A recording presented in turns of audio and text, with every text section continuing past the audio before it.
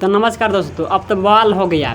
कल power star Pawan Singh का कातिल सॉन्ग का टीजर लॉन्च हुआ। तो आप सबको बता दूं दोस्तों कि पावर स्टार पवन सिंह का कातिल सॉन्ग का टीजर लॉन्च होते ही पूरा आते ही भोजपुरी में बवाल मचा दिया। और आप सबको बता दूं कि खेसारी लाल यादव के टैटू फैन सोम्या पोखरेल ने इस गाने को आते ही, तो अगर आप लोग हमारे वीडियो पर नए हैं तो दोस्तों वीडियो को लाइक करके और चैनल को सब्सक्राइब कर ले। तो दोस्तों आप सबको बता दूं कि सोम्या पोखरेल ने पावर स्टार पवन सिंह का टीजर लॉन्च होते ही सोम्या पोखरेल बोली है कि पावर एजे से शुरू होता है और एजे से खत्म होता है। और सोम्या पोखरेल ये भी बोली है कि मैं एक पावर स्टार पवन सिंह के साथ सॉन्ग लाना चाहती हूँ। अगर पावर स्टार पवन सिंह इजाज़त देंगे और मुझे बुलाएंगे तो मैं उनके साथ एक सॉन्ग करना चाहती हूँ। और एक और आप लोगों को खबर सुना दूँ कि पावर स्टार पवन सिंह का मूवी एक है जिसका नाम है हर हर गंगे।